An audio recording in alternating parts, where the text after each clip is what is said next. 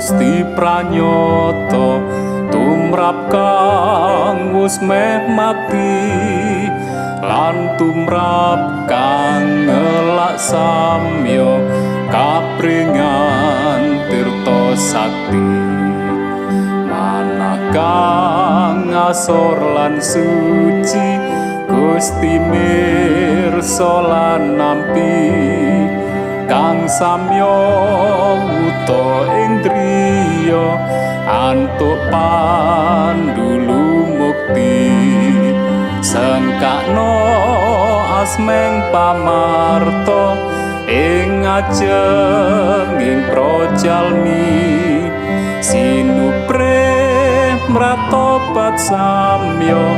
dados wargane Gusti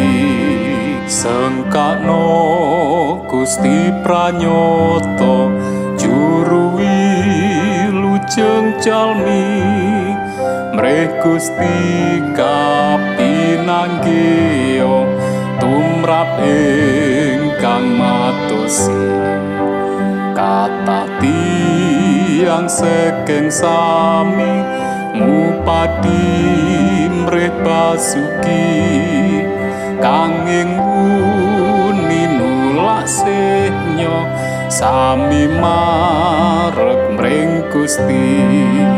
sengkakno asmeng pamarta ing ajenging projalmi sinupre mratobat samya dados wargane Gusti sengkakno lan winartano putreng Allah kang suci Gusti panebus manungsa tan wonten kang nandingi sampun rujat dosa jalmi dikorban kang ati saoso puji Gustinyo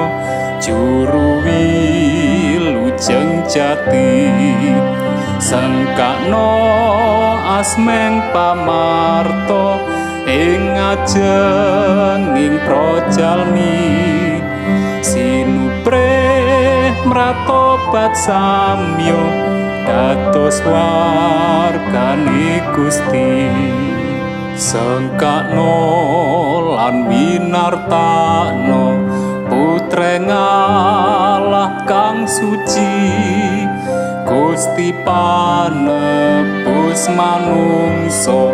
tan wonten kang nandingi sampun rujat dosa jalmi dikurban kang ati saoso puji Gustinyo juru wilujeng jati sengkakno asmeng pamarta ing ajenging projalmi sinupre mratobat samya dados wargane Gusti